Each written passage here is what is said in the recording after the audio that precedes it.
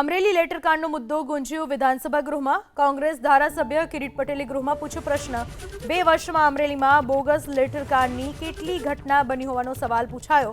કિરીટ પટેલના સવાલનો ગૃહ રાજ્યમંત્રીએ આપ્યો જવાબ। એક બોગસ લેટર વાયરલ થયો હોવાનો ગૃહ રાજ્યમંત્રીનો લેખિત જવાબ। ઘટનામાં કુલ 4 આરોપીઓની ધરપકડ કરી હોવાનો પણ ગૃહ રાજ્યમંત્રીએ લેખિત જવાબ આપ્યો અને કેસમાં કોઈ આરોપીની ધરપકડ બાકી ન હોવાનો ઉલ્લેખ આ જવાબમાં કરવામાં આવ્યો। અમરેલી લેટરકાંડનો મુદ્દો વિધાનસભા ગૃહમાં ઉઠ્યો। કોંગ્રેસ ધારાસભ્ય કિરીટ પટેલે ગૃહમાં પ્રશ્ન પૂછ્યો કે 2 વર્ષમાં અમરેલીમાં બોગસ લેટરકાંડની કેટલી ઘટના બની।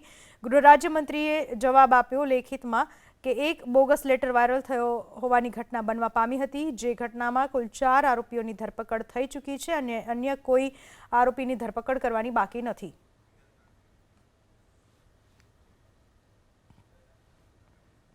તો આગામી સમયમાં ગુજરાતને મળશે 22 આઈએએસ અધિકારી। રાજ્યમાં હાલમાં 56 આઈએએસ અધિકારીની જગ્યા ખાલી છે। 313 આઈએએસ અધિકારીનું મહેકમ ગુજરાતમાં મંજૂર થયું છે। ધારાસભ્ય અનંત પટેલના સવાલ ઉપર ઋષિકેશ પટેલે આપી માહિતી। સારા અને કડક અધિકારીને કેન્દ્રમાં મોકલાતા હોવાનો અનંત પટેલનો આરોપ। આઈએએસની ખાલી જગ્યાના કારણે રાજ્યમાં વહીવટની ગતિ ધીમી પડ્યાનો પણ આરોપ લગાવવામાં આવ્યો છે। ગુજરાતને 22 આઈએએસ અધિકારી મળશે। હાલમાં 56 આઈએએસની અધિકારીની જગ્યા ખાલી છે। 313 આઈએએસ અધિકારીનું મહેકમ ગુજરાતમાં મંજૂર થયેલું છે।